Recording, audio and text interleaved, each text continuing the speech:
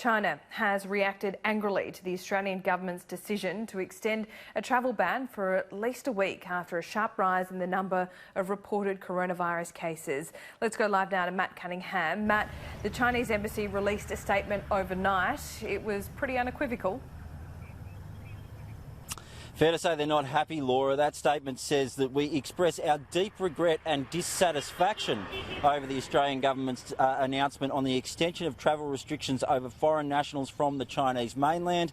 We urge the Australian side to assess objectively and rationally the prevention and control measures taken by the Chinese side and the actual risk faced by the Australian side. Respect the World Health Organisation's professional recommendations and lift the restrictions as early as possible. Now, of course, Laura, that decision from the Australian government followed those reports yesterday of a huge increase in the number of both deaths and actual cases of coronavirus being reported on the Chinese mainland. 242 deaths reported yesterday. That is the highest number since this outbreak began. As for those screening methods that have been put in place by the Chinese authorities, well, I spoke to an Australian who's on the ground in Wuhan. His name is Rui Severino. He's a racehorse trainer based there. He said that there had been a massive step up by authorities about a week ago when it came to how they're dealing with this situation and how they're screening people on the ground there in Hubei province.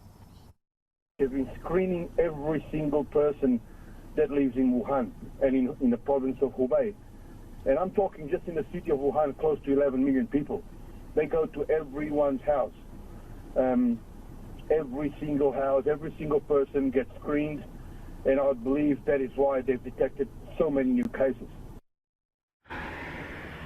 There are also concerns, Laura, about the effect this whole situation could have on the Australian economy. Of particular concern, both the tourism and the higher education sector. Reports out this morning that a third of Chinese students who had been planning to study in Australia may be considering going to another country, in particular Britain or Canada. Now, of course, this morning we heard from Katrina Jackson, the CEO of Universities Australia. Here's a bit of what she had to say.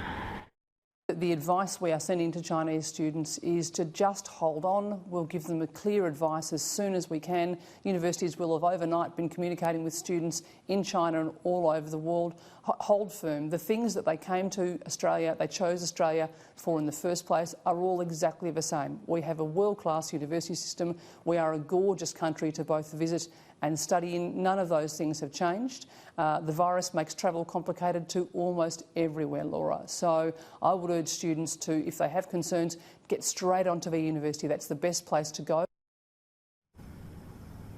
Different parts of this story developing around the world at the moment, Laura. Part of that story is happening right here in Darwin. This is the workers' village I'm standing in front of now, where there are 266 people still in quarantine after they arrived here on Sunday. There's another 276 Australians in quarantine on Christmas Island. Now, from next week, we will see some of those people start to begin to return home. February 17 will mark 2 weeks in quarantine for the first arrivals on Christmas Island, while those people here, well, they'll have to wait until the 23rd of February before they can go home.